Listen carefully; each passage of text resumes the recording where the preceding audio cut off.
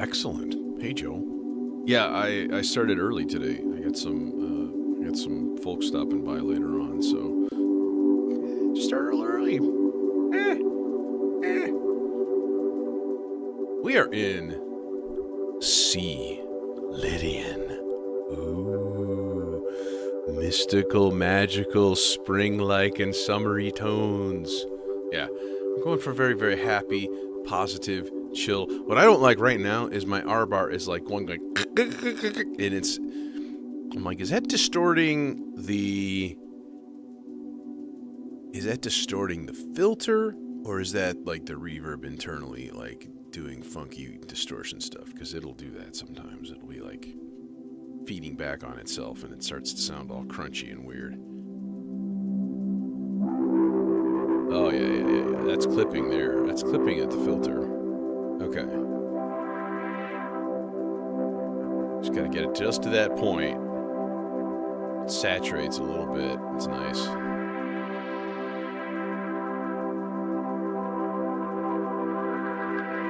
Then you add resonance, and it's like,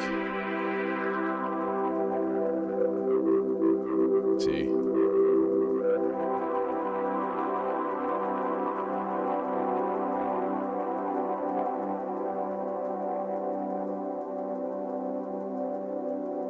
Well, the volume is really low on the mixer, so I could probably just bump it back and give it some more headroom. Yeah. So this is just a mixture of 6 different buffers of like C major, like add sharp 4, so like stuffed an F sharp into it. Like D7, so C, D, F sharp, A. And then like G major 7th chords, like there. And it should all blend together. So even if we put like an E in the bass or a G in the bass, it should sound pretty nice. I'm going to use this guy. This is one of my Versios. I have it pretty much permanently set to the Praeterio Versio, which is a third-party firmware. It's a sound-on-sound like looper, and it like records itself and stuff. I'm going to throw some Rhodes into it.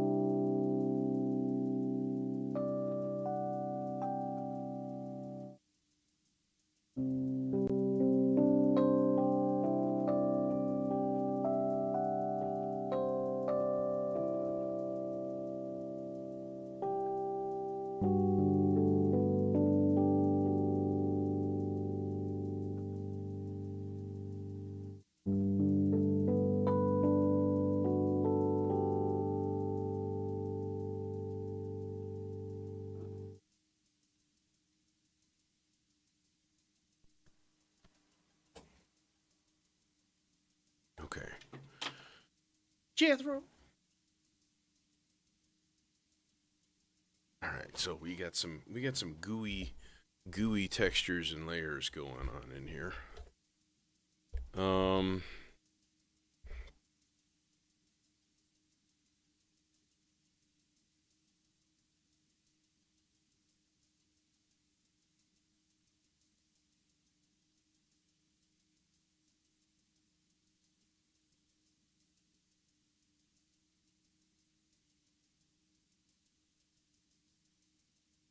You know what? Let's go into the zip-popple filter instead. I always use the same filters for the same stuff, and mostly just because of convenience. But then that's kind of why I put them there. So, you know. This guy we can get rid of, at least for now. Alright, let's see what that ended up sounding like here. Not much, because the filter's down. Oh, hi. There you are. Hello.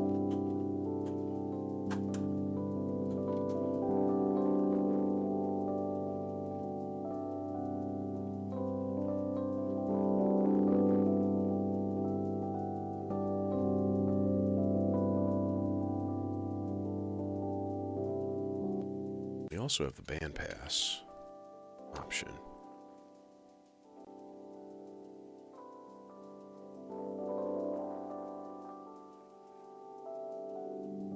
Which I rather like, because it's a fairly narrow frequency spectrum. So as you pan it through, oh no, we got some nice volume, and then just like whoof, just disappears.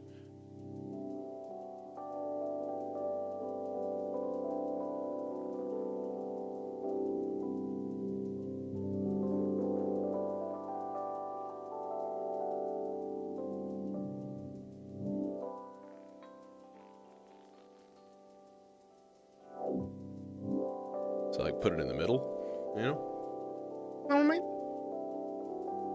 And then we can just throw some LFO onto the cutoff. In theory.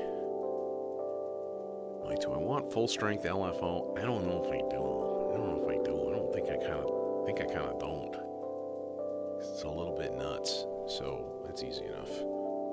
Just take one of these LFOs, fairly slow guy, yonk it into an attenuator,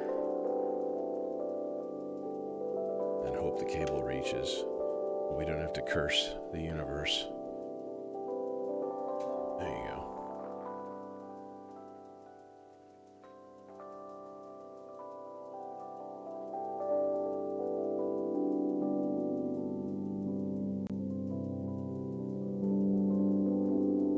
Okay, this needs to go lower.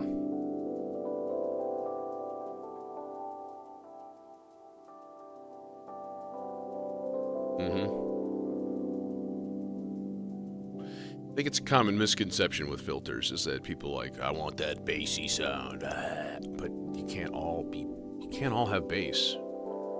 Some of y'all just need to like sit in your little cabinet and just hang out.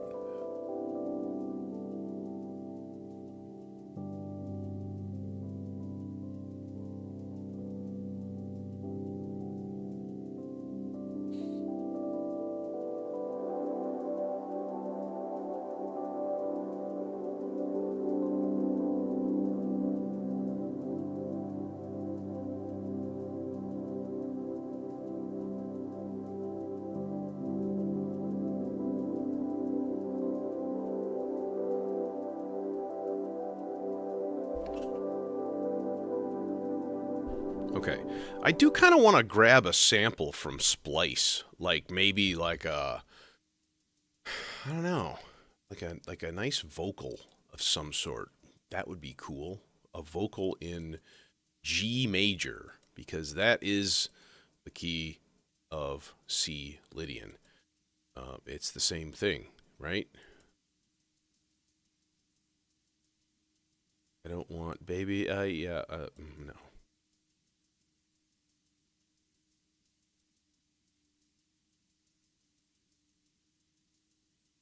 That's weird and interesting.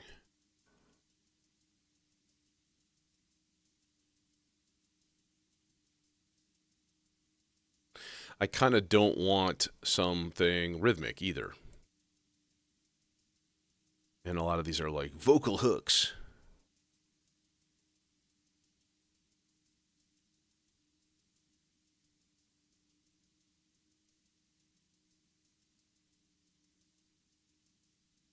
That's really nice, actually.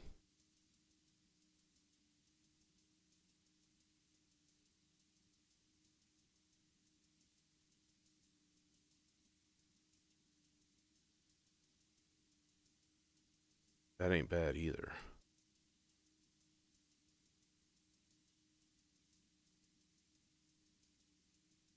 Okay, what if I took that pack and see if I can find anything in there?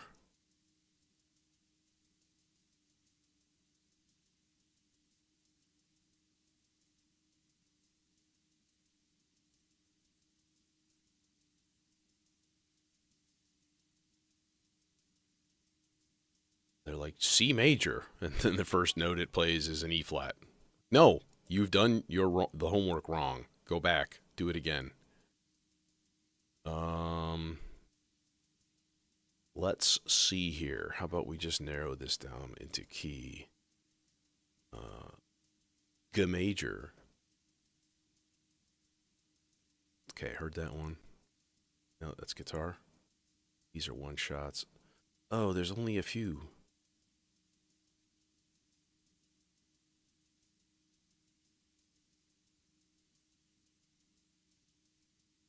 Yeah, and I don't want all of that stuff.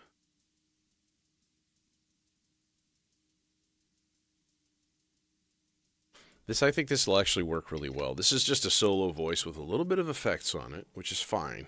I am going to do a lot of like slicing and dicing of this thing, so make sure we kind of reset everything here, clear the buffer, and do the thing here on that there starburst dust.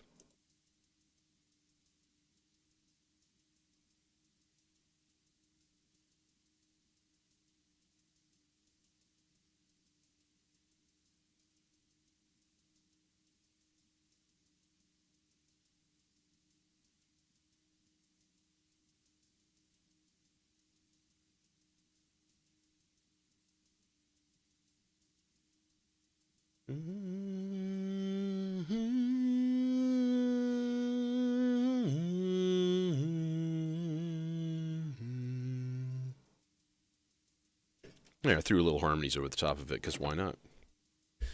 Shits and giggles. And of course you heard none of that, because reasons. No, because that's the way my routing is. So when I play things from USB, there's nothing interfering or broadcasting that shouldn't be, you know. This dude doesn't need much because it's got built-in filters and stuff. So if we want to mess with the filter, we just mess with the filter. Ain't no big deal. I kind of want to throw it through the Aurora though. No, I want to put it through the ZDSP and put like a truly ginormous reverb on it.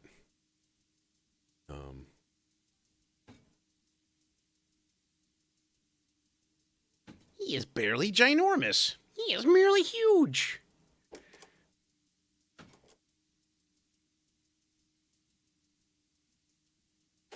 And then we'll start on a bass sound. Bass.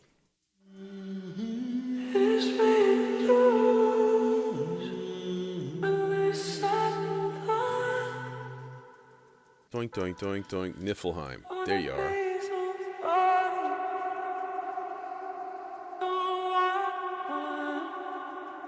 We're overloading just a tiny bit.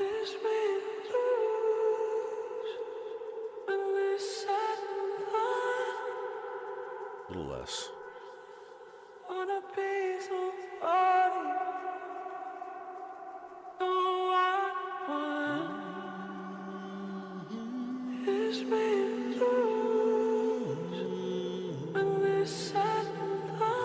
Okay, so then the nice thing is we've got things like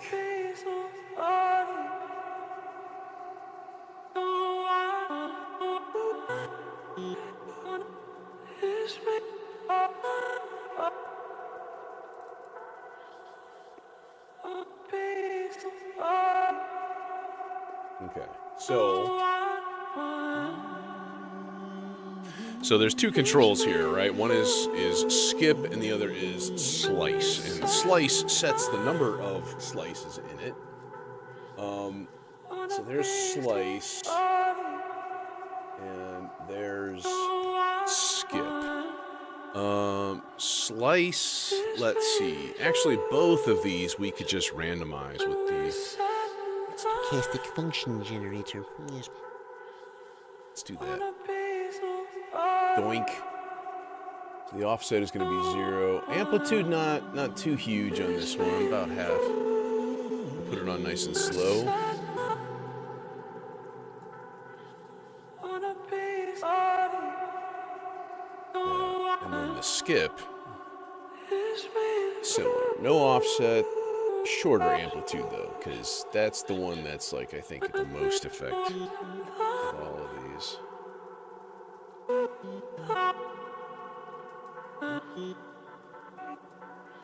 And then if we want to throw something into the filter, we can definitely do that. Do a little bit of low pass or high pass on there.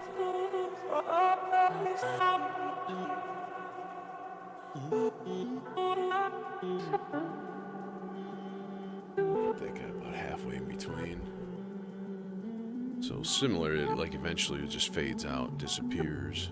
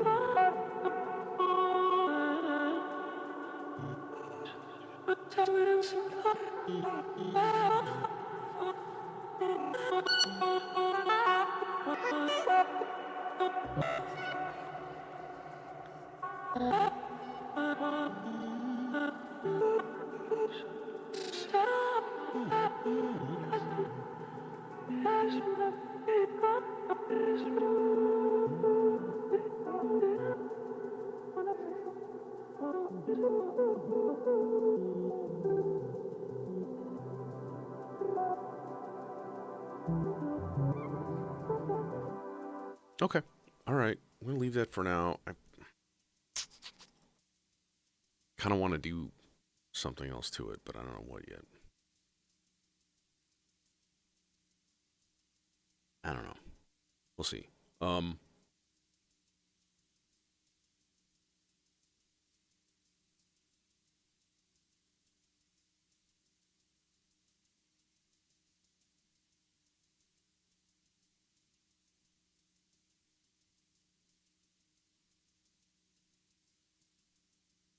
Kind of wish that the Stardust had a built-in VCA. That would be neat.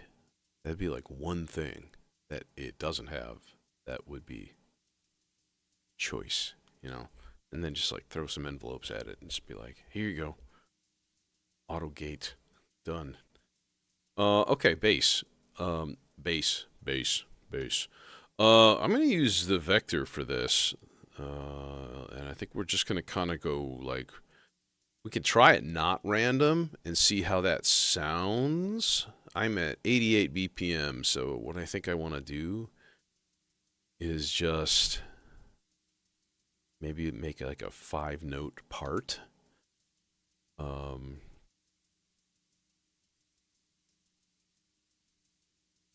C, D, E, G, and then maybe up to the high C? We could try it, see how it sounds. You know, don't sound good when we don't use it. It ain't no big deal. No man. Who want plaything stuff? I don't think I'm gonna do octaves on this. So normally I would use like a chainsaw and I'd run it through like precision adder to like add an octave, because the chainsaw they've both got 2 or 3 volt per octave inputs. I also have the Oscar Tria, and that guy you can dial in a sub. I don't think I want it though, so I'm gonna use the close chainsaw right here. I did just tune everything up, so theoretically, it all should be working perfectly fine. And then we can use the close envelope also, which is nice.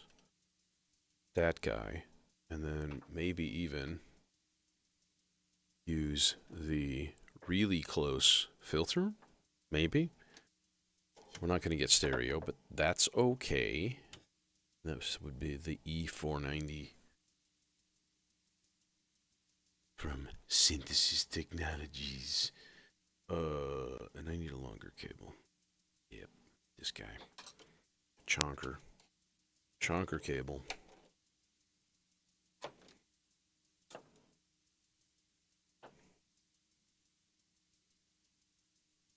Oh, hi.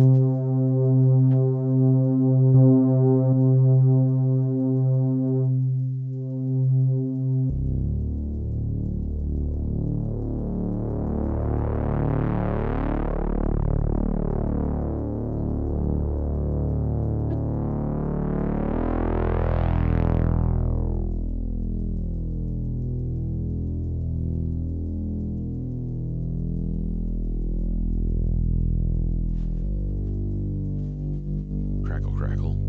Boo, crackle. Boo. Nobody wants you. Go away.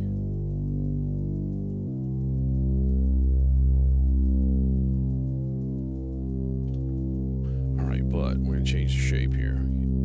Let's try just a straight up like a up and down. Yeah, it's a little long. Or short.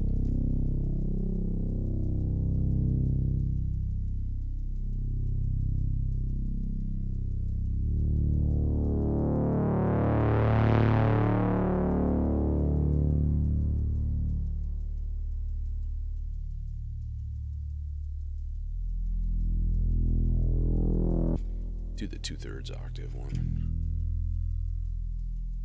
And boost up the voltage just a hair. Or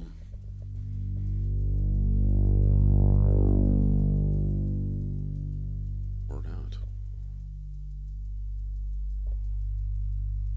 So I want to keep a little bit droning.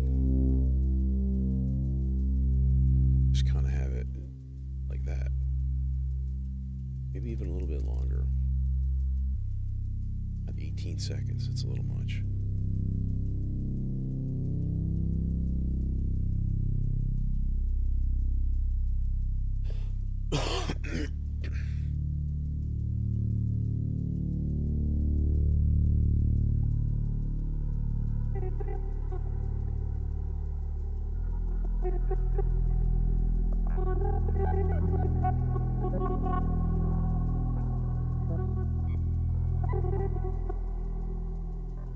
That's a cool little glitchy guy right there. Okay, let's leave that bass just like that. And then if I want to, I can always randomize things or change step lengths, or put like repeats. Like you can repeat individual steps, so it'll repeat one step. You know, just hit like a C twice through, so it doesn't progress on to the next one. It's not actually the worst idea. So we can repeat this one times 2.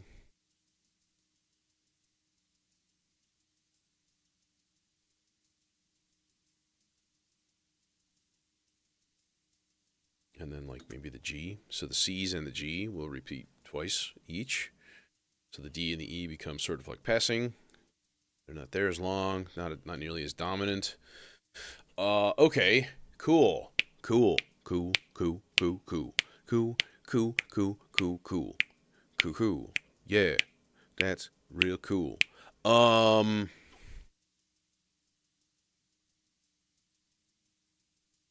Let's see the depths of weirdness that we can do with the plume in making kind of a weird glitchy voice. All right, starting with, I'm going to take channel D from this Zadar. I'm going to find a shape that has a lot of chaos to it. Some of these things are really weird shapes. They've got just like lines up and down and of all different lengths. So if you take the time and you crank it way down, it's very chaotic, right? It's basically giving you like a repeating random voltage, which is nice.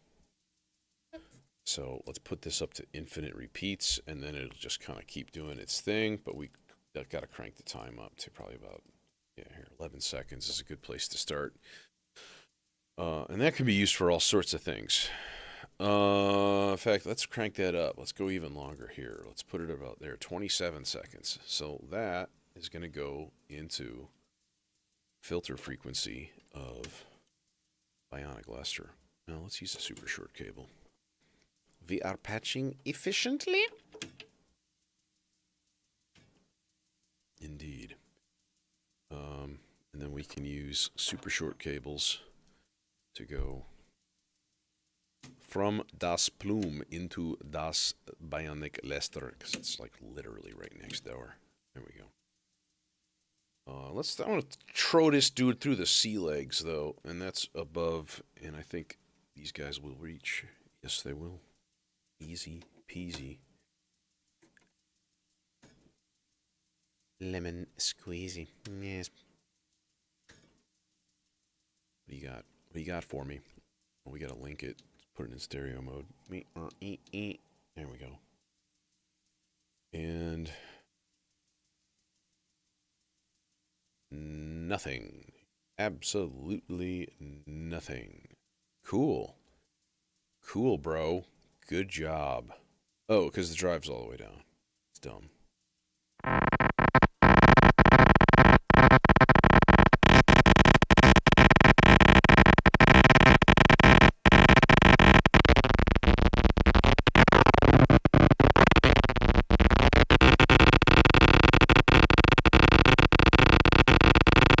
Warning in advance.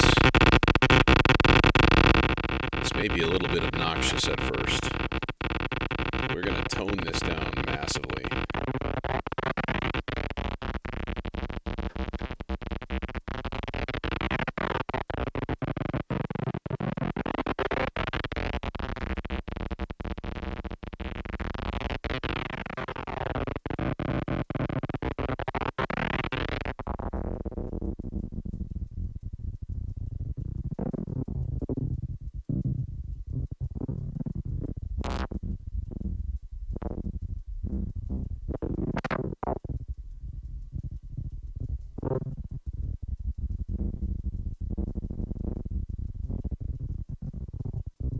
Now, one could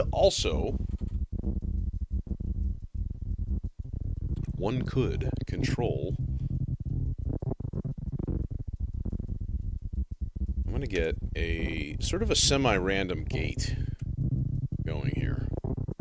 And by semi-random, I mean basically it's first channel from the Turing machine triggering a really, really short gate-like envelope, like that.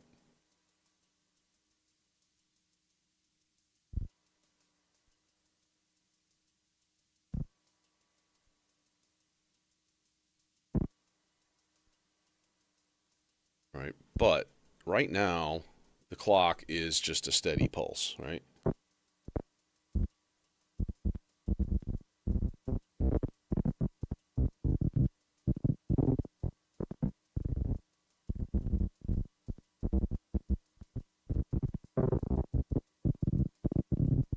Okay, so let's also put this on bandpass with some resonance.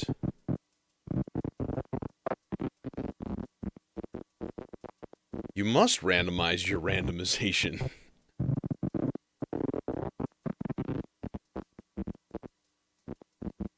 Now, what about the cluster? Yeah, that's going to need another one.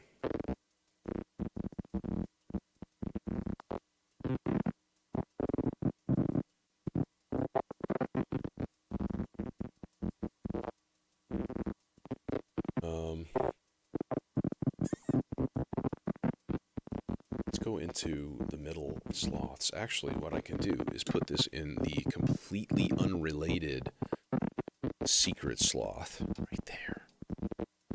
Yeah. The secret sloth.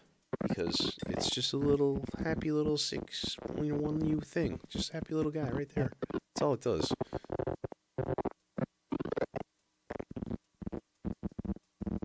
So yeah, it turns it into basically like radio static almost, and I'm in favor.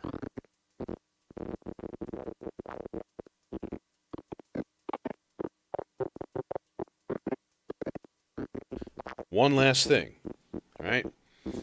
Then we throw some modulation into the ratio of that clock divider.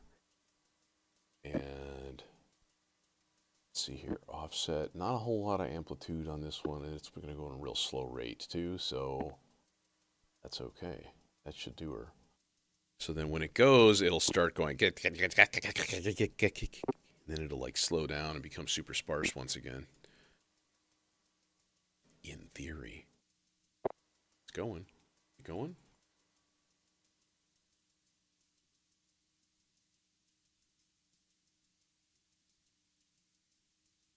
Okay, it needs to go much higher than that.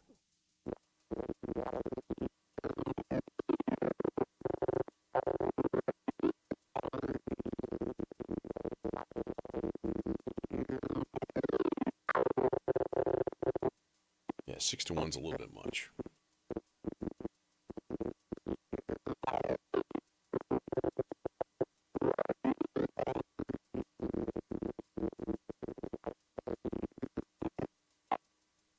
And then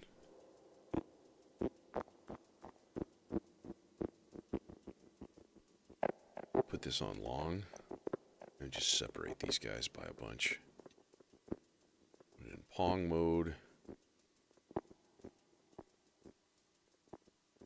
Okay, now also the aux CV, which turns up the built-in internal reverb. Just gonna put that into the Zork guy right here. This one I've got a really slow, just a up to down LFO, 8 measures up, 8 measures down. But at 88 BPM, you're not really gonna notice any kind of like rhythm with that. It's just too slow. So that'll work. Interesting, weird little static effect thing. Plume is a funky oscillator. It is capable of making some seriously like otherworldly wild tones. Yeah, or sounding like a lot like rings.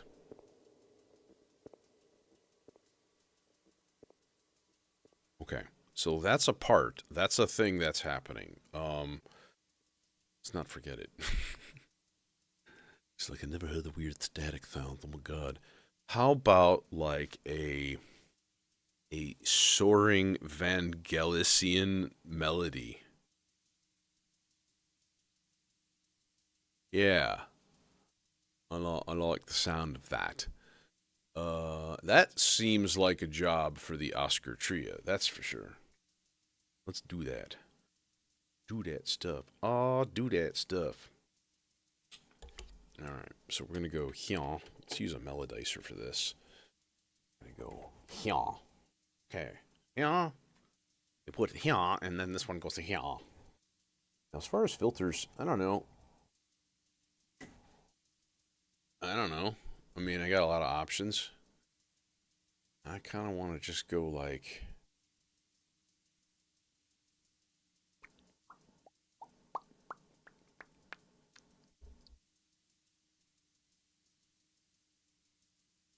Alright, let's just do this guy. It's my first thought. Overdrive that too much. Okay.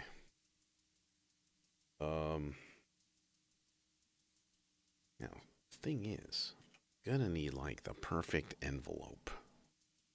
You know? So maybe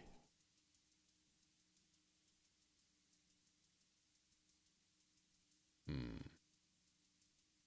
go up here to this dude. To this Zadar. And then find that, what is it, B0? That same like rise and fall thing. I can't stop my leg.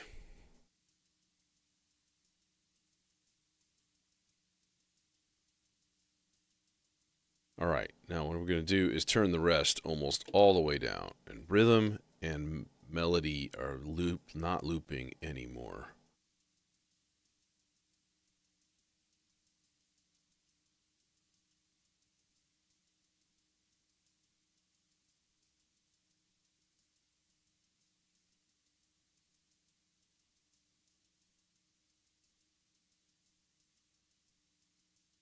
And then we can put this guy on like whole notes. And just let it churn, let it chug, let it do its thing. Let me do my thing. Yeah,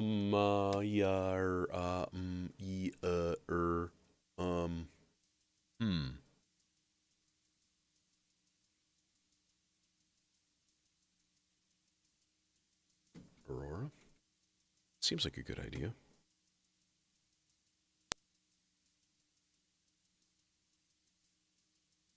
Will these cables reach?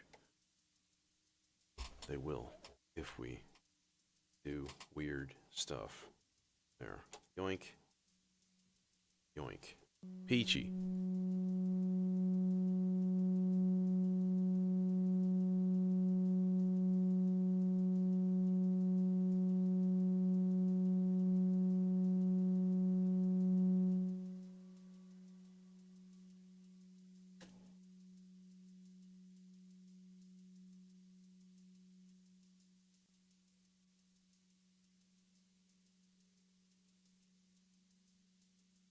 Now, one could, and I think one will, duplicate that envelope. We're going to also stick it into the drive. Because the drive is basically a built-in VCA. So all you need to do is, like, turn it down now. I turn the filter way up just so I can hear when it plays. See how high it's getting.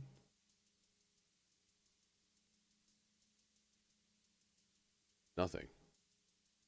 Nothing. Nothings. That's not very much. That's a full 10 volts, bro. What's up with that? But there's no CV control over the volume that's coming into that. But the problem is, it seems like it needs way more than anything else. You know? We don't strictly need it.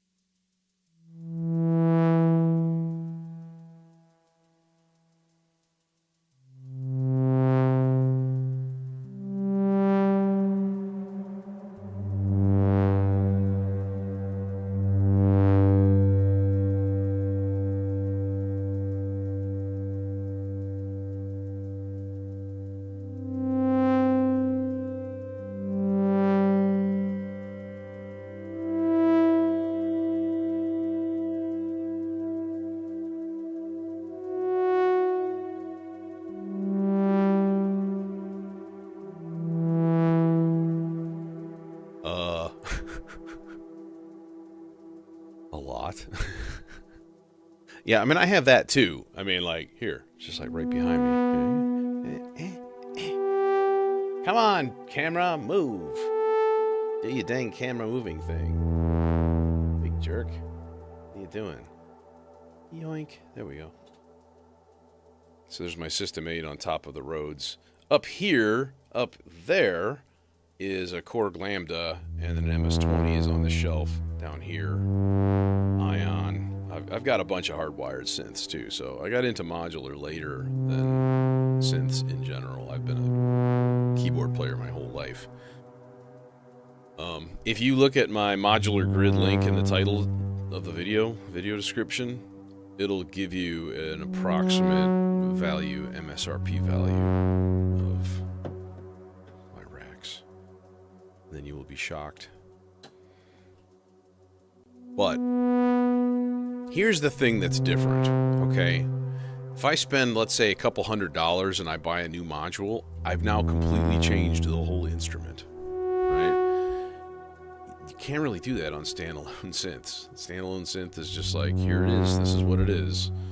Oh, how do I change this around? By buying another one and running out of space in your life. Yeah, so it's just a different beast. I still blame my piano teacher because he played Switched on Bach for me when I was like 10, and it blew my brain. So, anyways.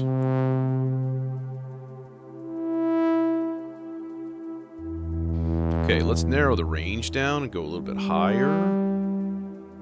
And then turn up the rests. So it really doesn't play all that often. I really just kind of wanted like it. You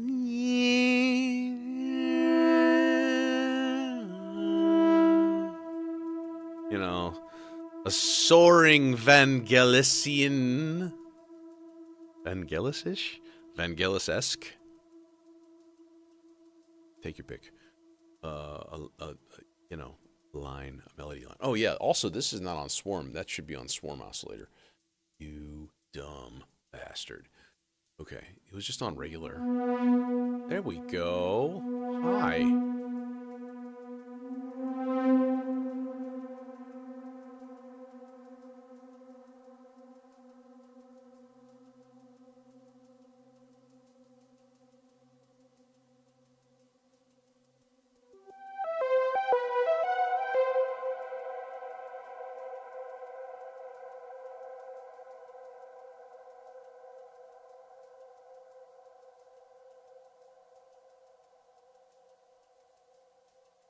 Yeah, there's a very neural kind of a thing, I think, with modular, where you're like I said, if I put one different module in here, I've changed a lot of different potential patch points and things that you can do, right? So like it just radically shifts the entire thing just by like subbing something out, putting something new in.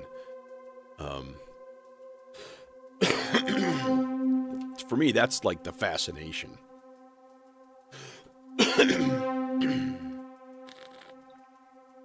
So when people are like, "Well, you could just get a small rack," I don't really believe in that. But again, that's just how I approach it, and that's the thing. There's a million different ways that you can approach this. You can go minimal. You can go maximal. You can have the dead mouse wall of synth. One day, perhaps.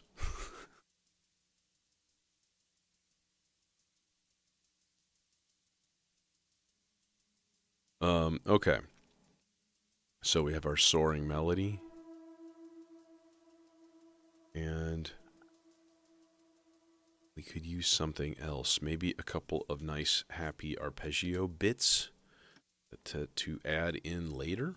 That would be cool. That would be interesting. Okay, let's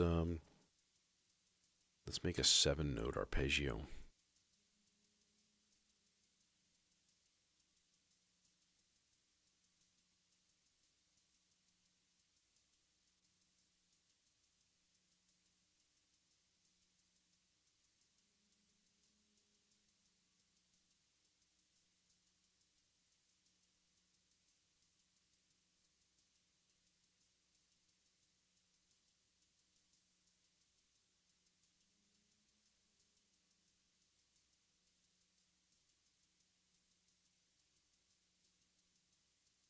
Oh, Jesus, man. Dead Mouse, I mean, most of it is dope for, I have noticed that, but that's because he's been collecting for years, and dope for, they were the only ones doing this for a long time. So, oh, I mean, who knows? Couple $100,000 probably. It's a lot.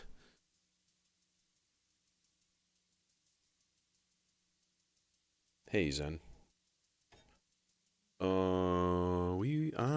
I want this guy to go into here.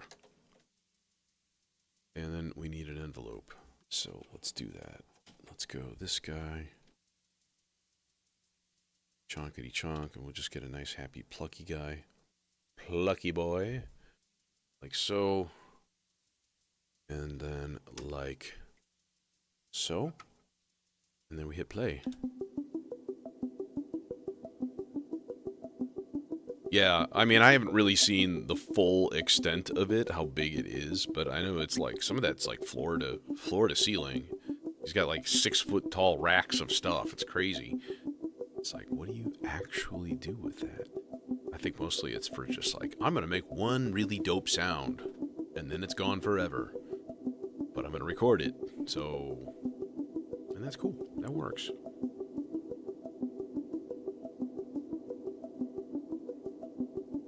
Okay, well, we can certainly boost this up with some interest. So, number one, a subsequence with octaves on eighth notes. Octaves, random. And then we'll just put a couple of these up an octave and one down. That way it's just like...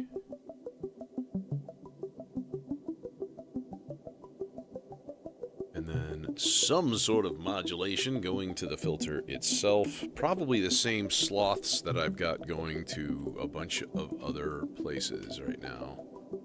I think would be good.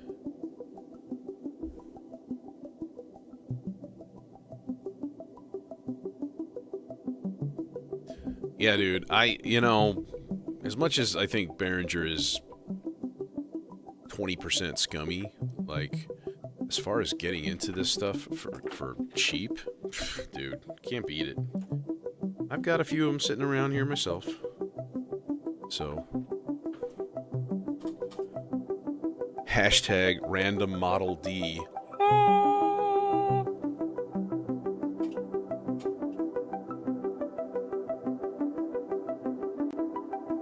But I also have a subharmonicon hanging out up here.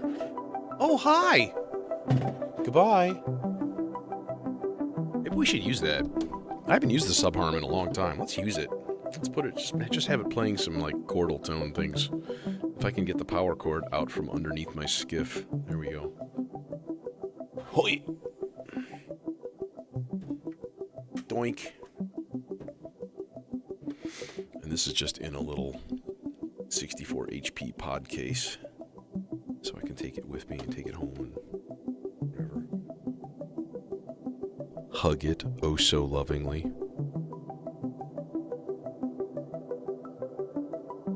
Okay, sorry. This is neat.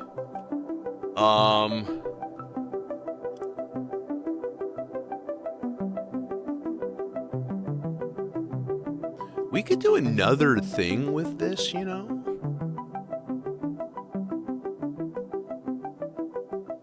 In fact, I kind of want to now. Okay. So, the vector has 8 parts, okay? For each part, you have 2 subsequences. Those subsequences can control all kinds of stuff. So they're just little 8-step sequencers. But you can use them for transposition, and you can use one subsequence to transpose all of the other parts, which is super, super dope. So if you want chords, right? So here's what I can do. We could go back to part 1, and instead of putting C, D, E, G, C, I could just put a bunch of C's. We'll just leave it as all C's. Okay, and then set up a subsequence. Let's say 4 whole notes for transpose. And then we could go 0, up 2 half steps, up 3 half steps, up 7 half steps, sorry, 4 half steps.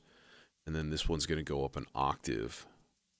And then we just make this 5.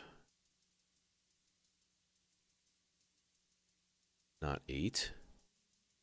Yeah. And so then that should just change the bass part. But see, now it'll also change this arpeggio part. So let me turn bass on.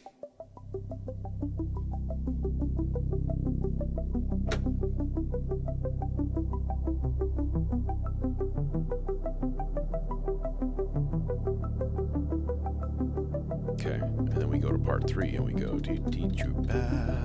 source sub 1, pitch 2. And now it's playing the same notes of that same new chord because it's going to stay in the scale no matter what.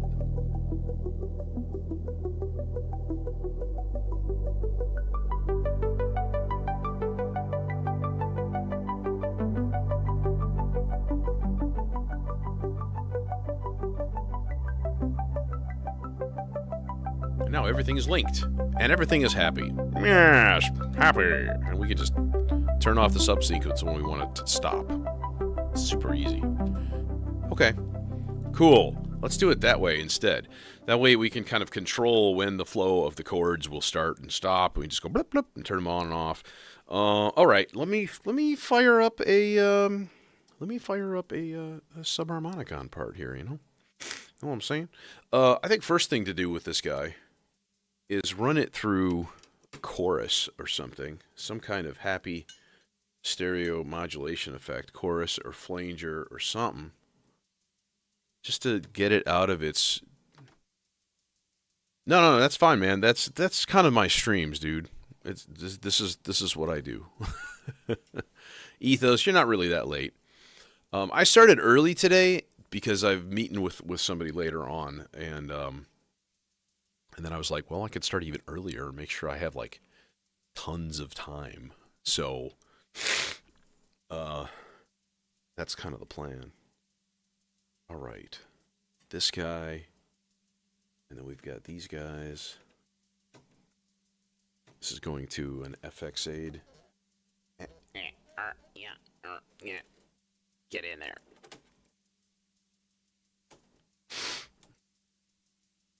I do have drums all wired up too, so if I wanted to kick this into an actual rhythm, I did take the time and wire up a whole drum kit and stuff. So, oh hi, you're already tuned to C. Thank you.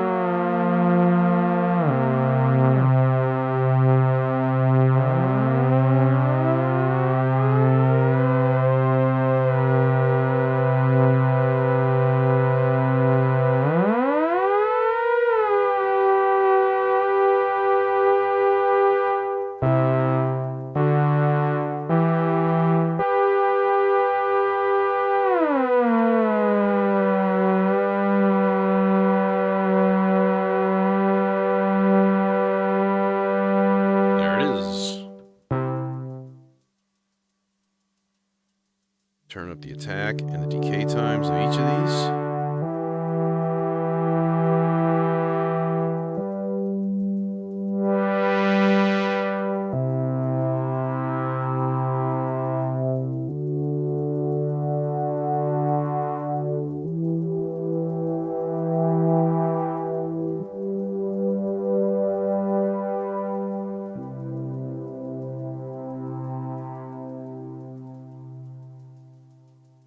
It would be nice to, on occasion, trigger the...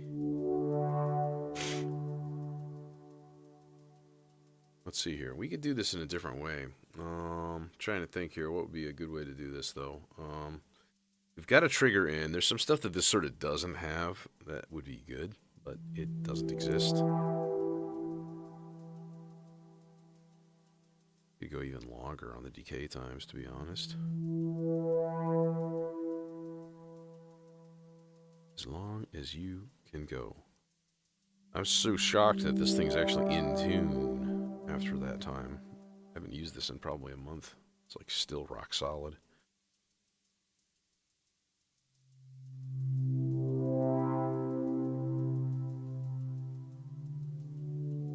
Oh, nice, dude. The Vector 1 or the Vector 2? Not that there's, I would say not that there's a massive difference. It still gives you most of the meaty bits. But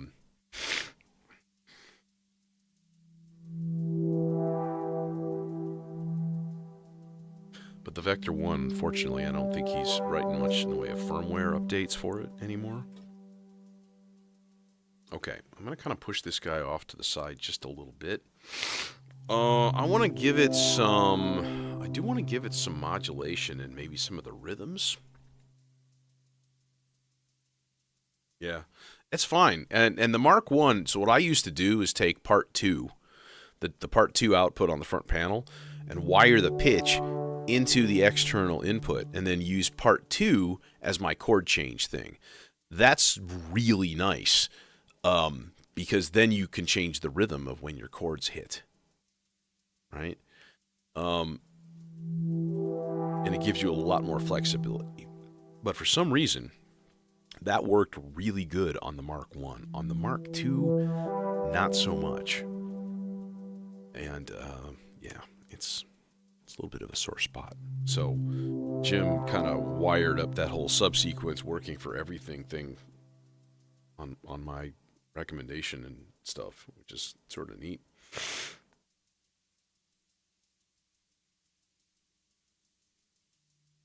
All right, we're going to put this on rhythm 2. So on occasion, rhythm number 2 here, which is only affecting the high part, is going to go skipping ahead. I have it in a 4 measure long random voltage coming from the Maestro. It's this little part 4 right here that you can't see because it's covered with cables and detritus. Yes, debris. And then let's stick the long swell into the cutoff. Oh, high. Maybe not that much. Yeah, Jim Coker, the guy that makes the Vector, is like super responsive to, you know, issues or recommendations, and he's like putting out new firmware like every week or two. It's crazy. Speaking of which, I haven't checked that in like a month either. Every time I check, I'm like, oh, you've put out 5 versions last time. Great. Dude, you're making us all feel bad with your work ethic.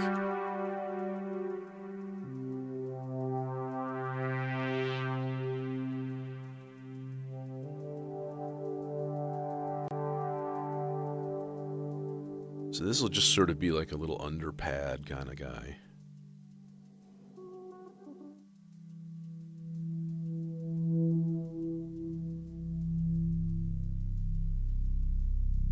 All right, another part or 2, and I think I'm going to do another happy little arpeggio because we like happy little arpeggios here. But let's do a wavetable one, because why not? To be honest, running the Z-Call dimension here in like mono mode in unison sounds really, really good. Better than running it polyphonic, which it can do, which is, you know, beside the point. Bum bum bum bum. Boom, boom. Should I put 6? Boom, boom, boom, boom, boom, boom, boom, boom, boom, boom, boom. Let's make it longer than 6. Let's make it like 10. Boom, boom, boom, boom, boom, boom. Boom, boom.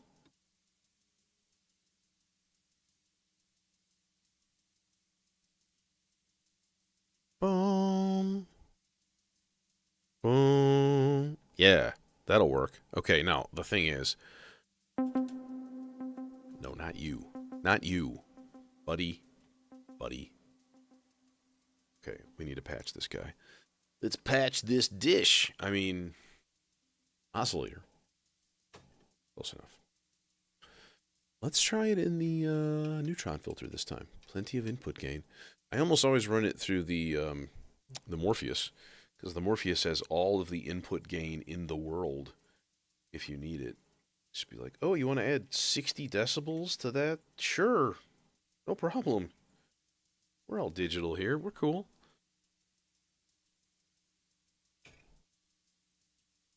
And let's put this in channel 3 of the submixer. So I got this little Erica Synths Black submixer right here. little 4-channel stereo mixer. That's what's going through the C legs. So anything I plug in here goes through the C legs, and it goes to channel 16 on my mixer. Sorry about the sniffles. Allergies have been kicking my ass for like 3 days. And I hate it. Okay, now if we hit go, this guy isn't going to do anything because it needs to be tuned every single time, which is super dumb. It's one thing I don't like about it. It's like, oh, you didn't tune this? Hey, Trip Tilt.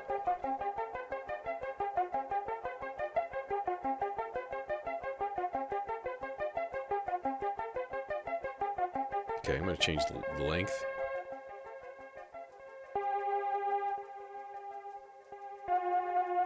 That should be a C. The C is like here.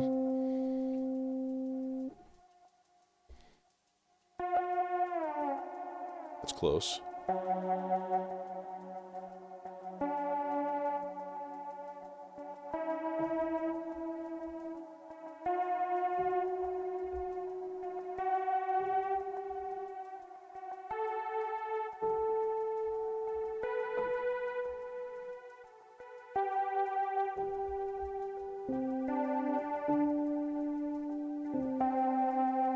Okay, that sounds good. And then we can speed it back up again. Instead of whole notes, we'll put it on 16ths. Yeah, Sunday's going pretty good. It is a chill Sunday.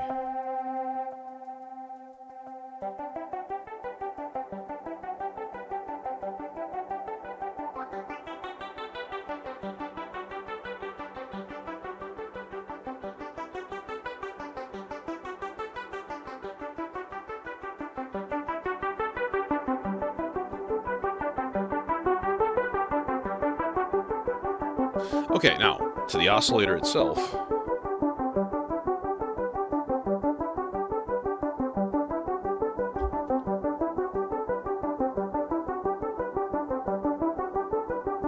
Just desperately in need of some modulation.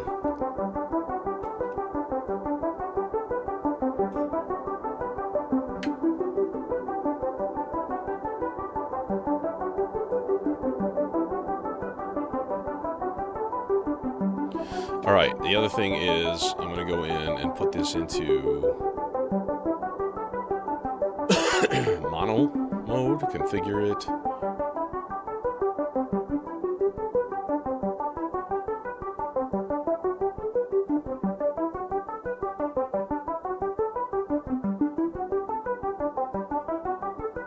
Voices, Holly, no.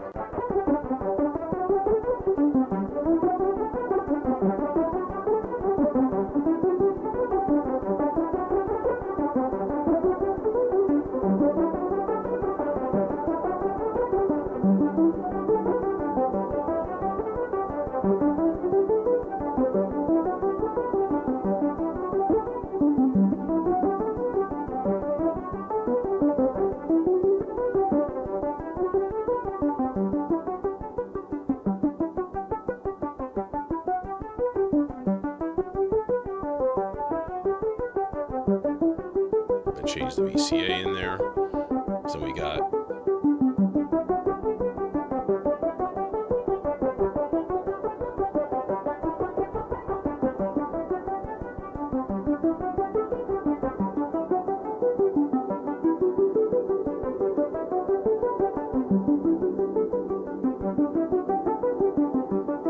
okay. And then we've got stereo. Let's just try a fast LFO.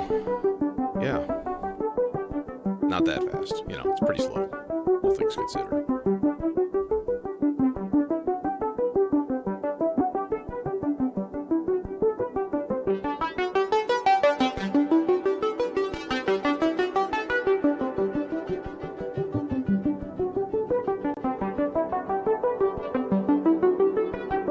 Okay, but we're going to do two things. We're going to go, number one, we're going to put a subsequence on in here for octave, kind of like I did with the last one.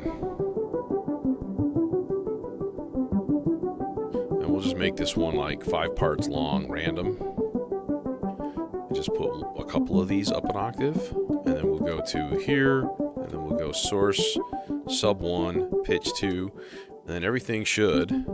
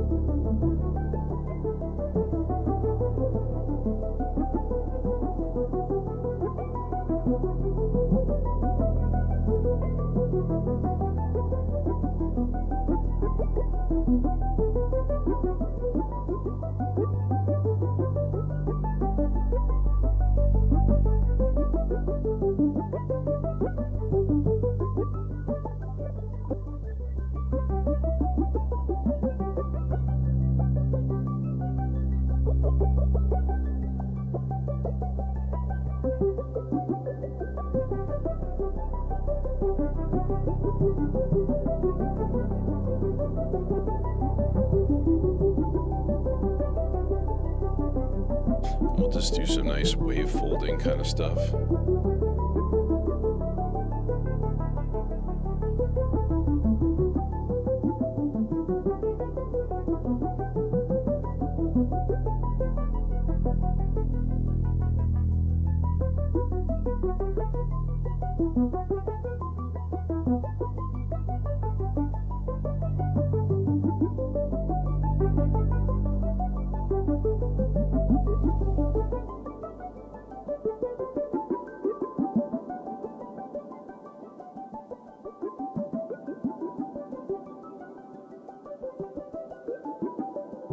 It's weird that it's got those little drippy noises in there. Those are blip, blip, blip, blip, blip, blip, blip.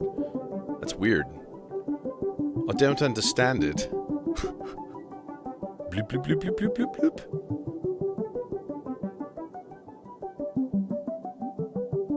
I mean, it almost sounds like something's modulating the pitch of the oscillator, but like nothing is. It's like getting a straight MIDI input. It's not even doing anything.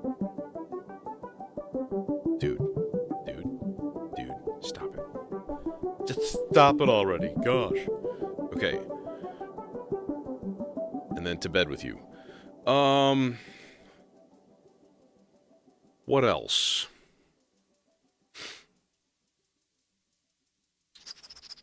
I mean, I do have drums, and honestly, I kind of want maybe some percussion, so maybe I'll throw in a nice rhythmic toms part kind of thing from the Rample. Rample plus gamut repetitor equals instant rhythmic happiness. Huzzah!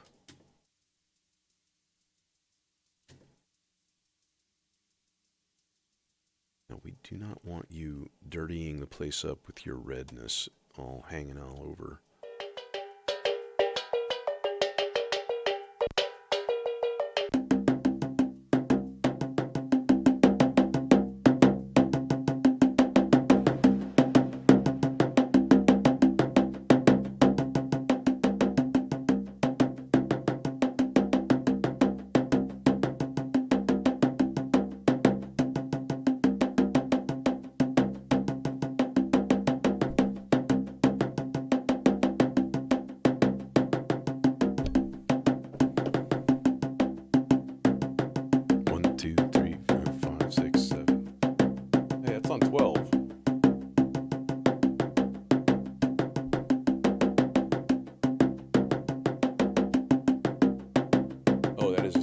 At 14. Dang it.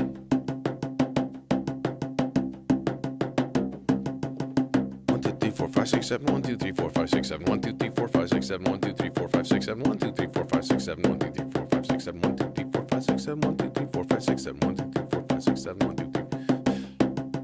Let's half speed that.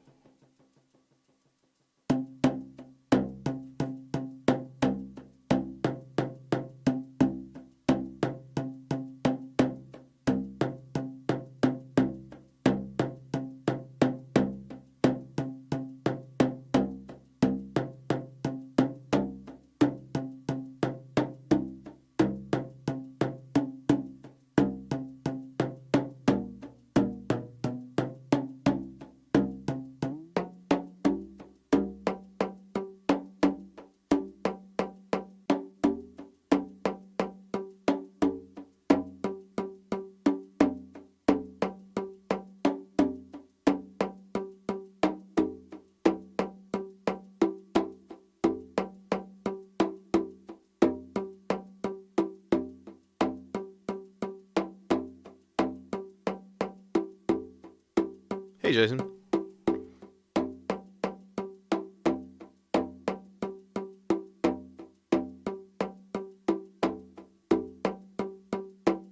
Okay, that's kind of there if I need it.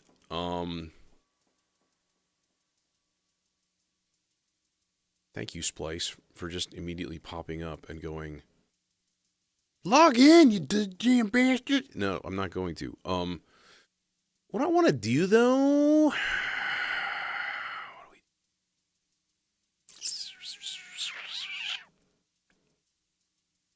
I think...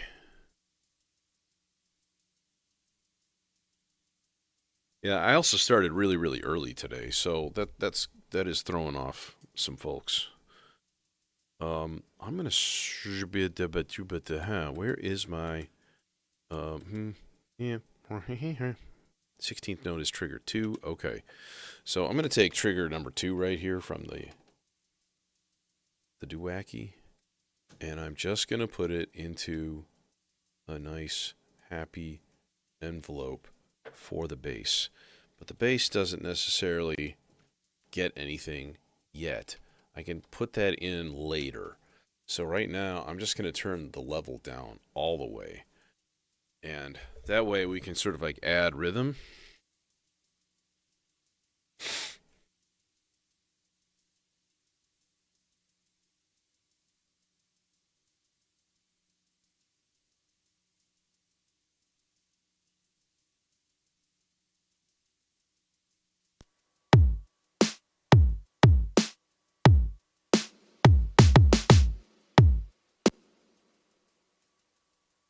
Okay, that'll work. Okay. Another part? Yeah, should probably do another part. How about part 5? And we'll do some sort of maybe like... Oh, I know what I wanted to do. I wanted to do a part 8, which is going to be a chord part. So we'll put this on pretty slow, like whole note. And I'm just going to make it too long. That's it. So gates, we'll put gates up on both of these, really long gates. Both of these guys are going to go down to a G. And then we're going to go edit doowacky. No, we got to go in here and be like edit, edit. Okay. So now it's going to go up a 5th. Or 4th, which is 5 half steps. And then this one is going to go up 9. And then this one is going to go up 11.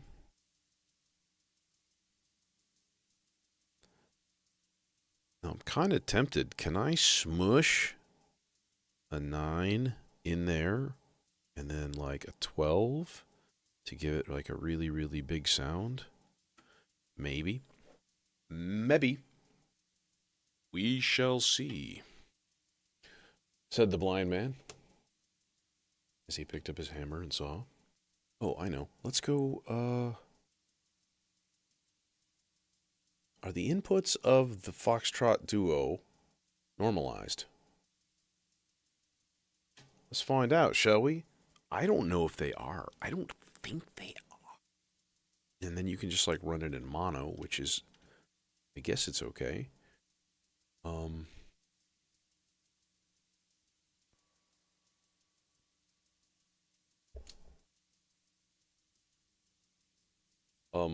Hello?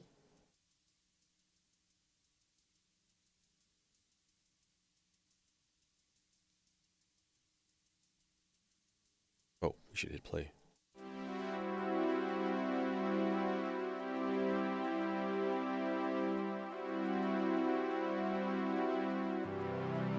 No, it's too low.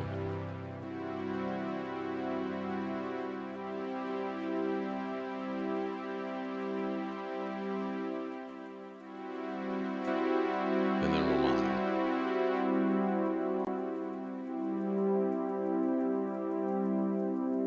Yeah, I think I would rather just put it in the Dopefer.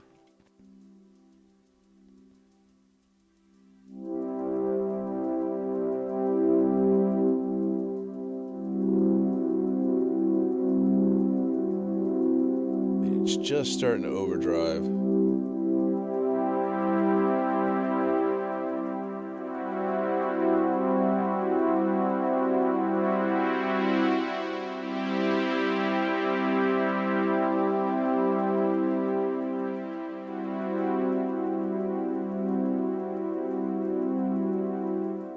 Okay, not gonna do too much with this other than throw the sloths into it. Which I think I got one left.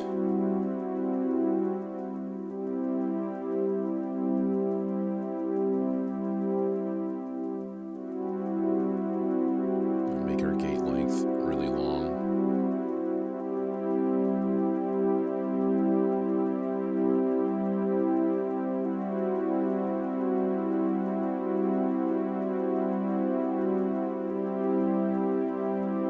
Well, you know, too, think what I started with. You know, I started with a Model D, and then I got the Vinicius Lizard system, and then I kind of stuck them into a couple of rack brute cases, and I added to that. And then I got a 120 by 5 case, and then I got this one. So it's like each time you start to like get the max capacity of what you have, you got to upgrade your case, and then you have more space, and then you add more modular. You know, this is like 6 years in, right? This is not like, oh, I went out today and spent $40,000 on a modular. That would be a terrible idea. You'd be like, here you go, here's your manuals, thump, learn everything. Yeah, that'd be terrifying.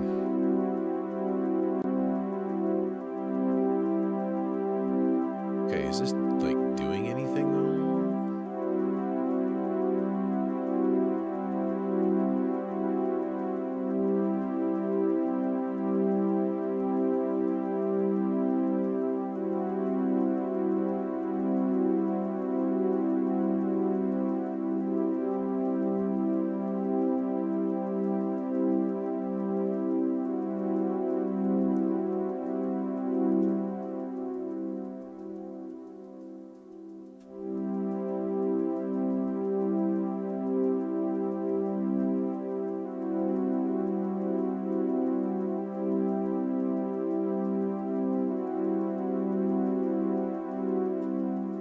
Okay, so let's try this here. I'm going to stop the clock.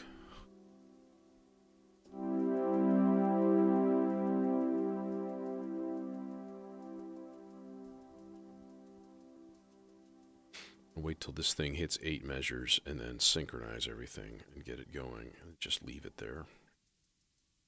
7, 8, 2, 3, and 4, and... Yeah.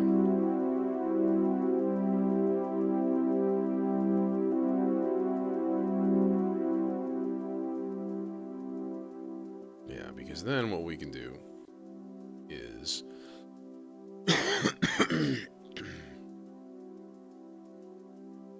actually, yeah, let's put this into the SFM one here, and we'll just turn these guys up a bit. Okay, and then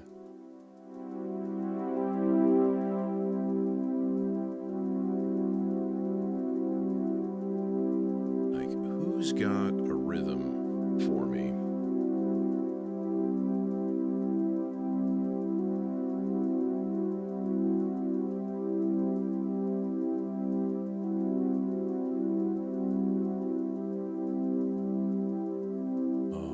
What am I missing? I'm missing something here.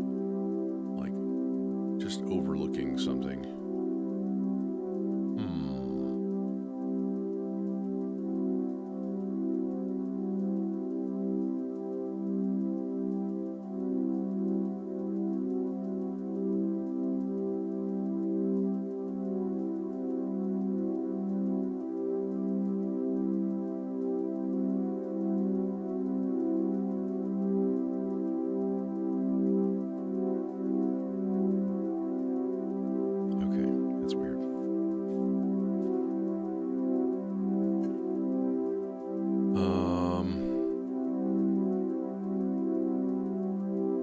Somebody must have a source of random rhythms for me, but I'm not really seeing it right now, which is unfortunate. I guess I can rig up the SIG, which is fine.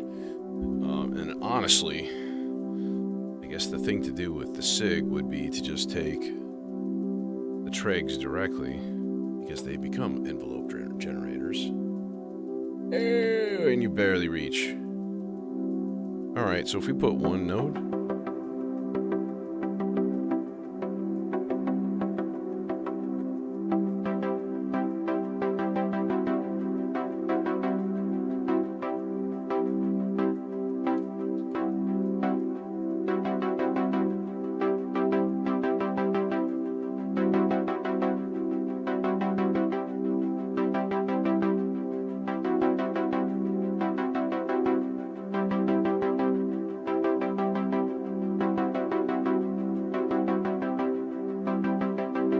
so that's not like on the measure. How long is that? 2, 3, 4, 5, 6, 7, 8, 9.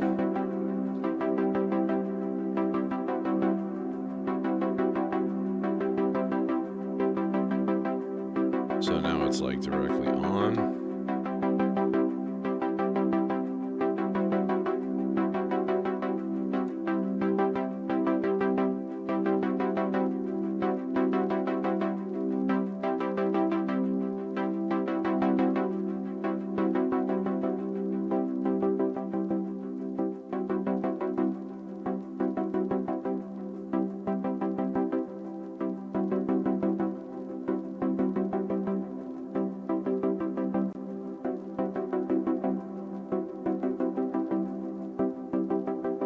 So sort of like as we get rhythmic, we can kick that stuff in and turn this down to nothing. Actually, let's double check and make sure that that's actually...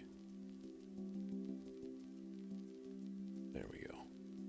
It's like it's not quite down to nothing. It's down to something. Okay.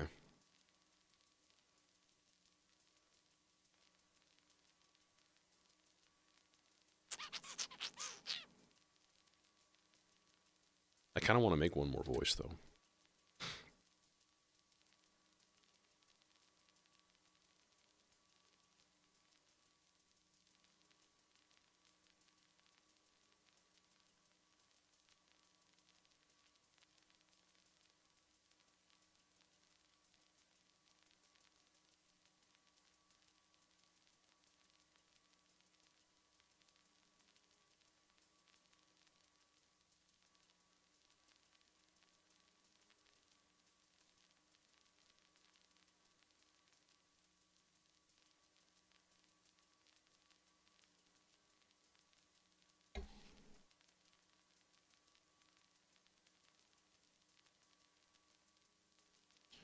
Throw together a little FM plucky guy. Little bell tone kind of a thing.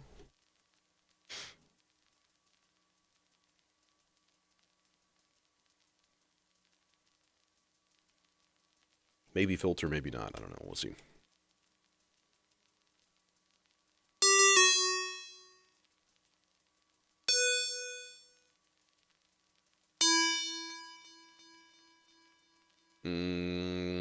Not filter, but Imitor Versio, delay cloud. Yes. Yes, clouds of delay. And then maybe like some wind.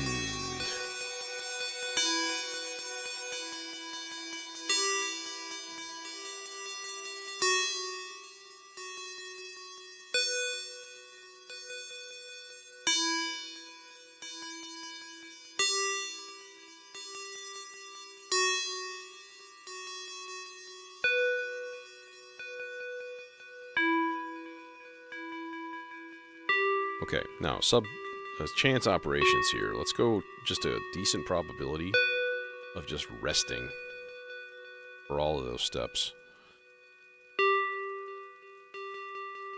And then we'll set up another subsequence for octave. But this one will have to be whole note.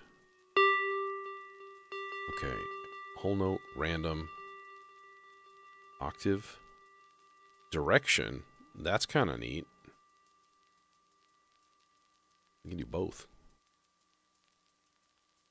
Just put one of these at +1. Yeah, Let's just do one.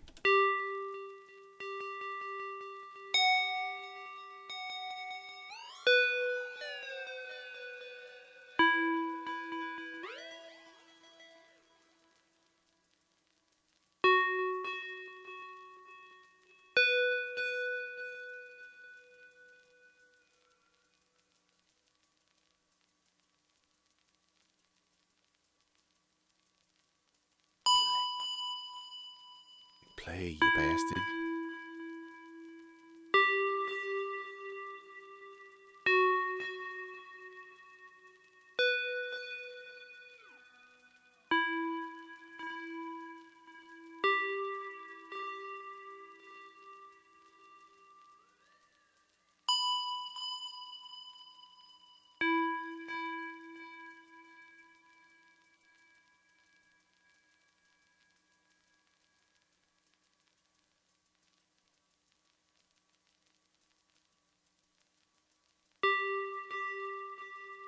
Okay, and then also hook up the subsequence from part 1. Make that do modulation things. There. Okay. And then let's synchronize everything.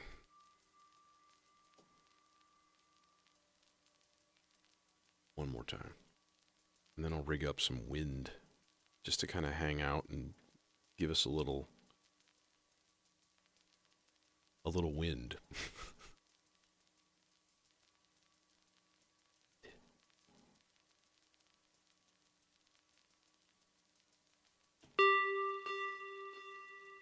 Okay. Wind. White noise into here.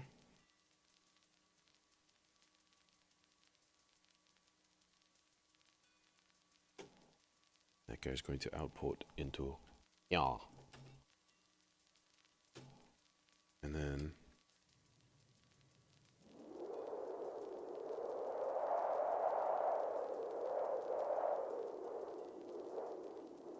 okay, but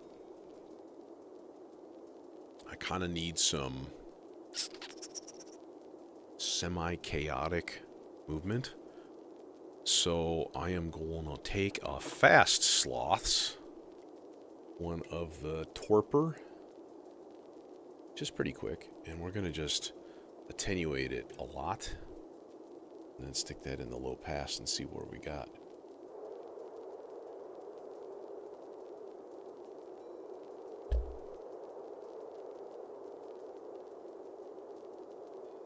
And then put it through a ton of reverb and delay.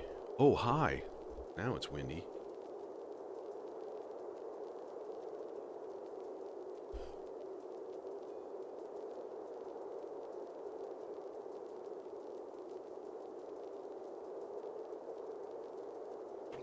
Camera go bye-bye.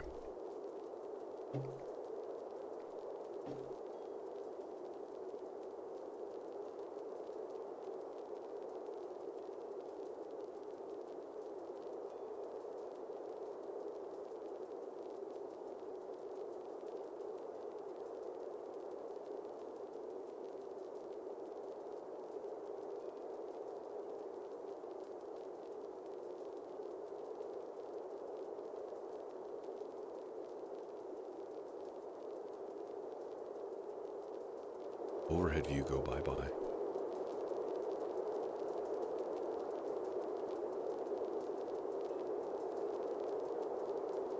Video synth go high.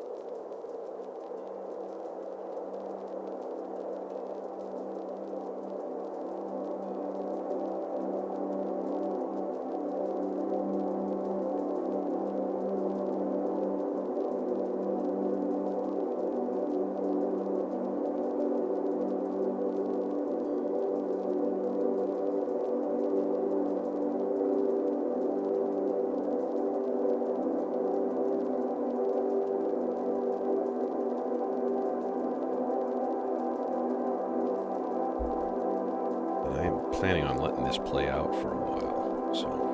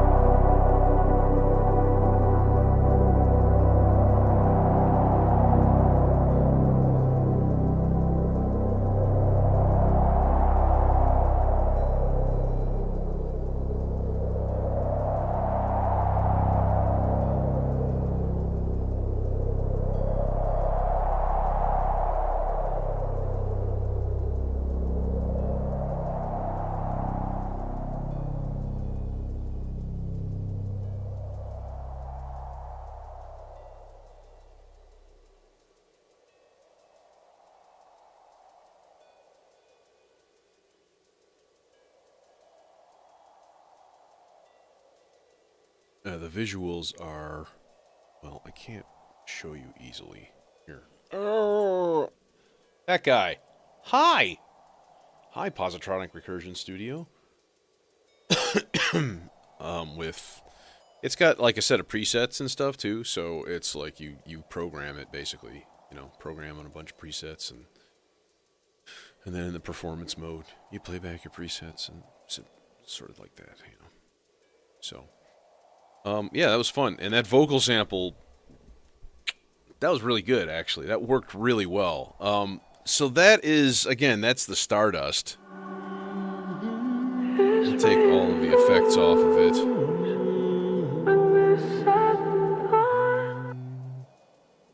It's this. And it's got a built-in high-pass and low-pass filter. So you can modulate those. And then when you turn up like the slice and the skip controls, then it gets kind of crazy. So you introduce pitch shifting,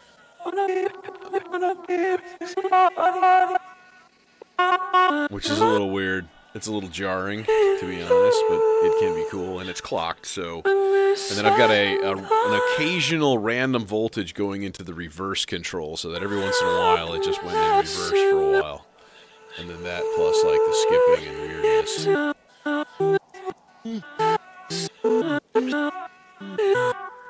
And then through a really, really, really long reverb tail. ZBSP. Niflheim! Yeah. So yeah, that was that whole chain there. Okay, subharmonicon. We're gonna just unplug you for now, so you're not in the way. But good job today. Well done. Yeah, when next we meet, I don't know, it kind of depends. It depends on how much work I have typically during the week. It's like, if I do a midweek stream. If I do a midweek stream, it is usually like more of a deep dive into something. Like I'll do like one specific type of patching or something like that, one voice. Honestly, more to learn modules better, like for my sake, than, you know, producing music. But yeah, Fridays and Sunday nights, pretty standard. I gotta dig into the MCO. I haven't done that much. Did a little bit, but not very much. And yeah, and then I want to replace the black hole. I've got a couple of the tip-top effects units at home, so... Hey, Music 3001. Thanks, man. Yeah, Austin is a cool place. Well, that's going to be it. I'm going to take off. So, thanks for joining me, and, you know, hopefully I'll see you soon. Spread the word. That's all. I mean... To me, it's just, like, the coolest thing that I can be like, yeah, I'm gonna fart around and make music. That, like, people like it, cool, and, like, it's just people all around the world. It's just amazing. Like, what, Friday we had, like, a dude who's like, hey, I'm from Italy. Like, what? That's so wild. So, you know, the more the merrier. Unless they're jerks, in which case, don't let them in.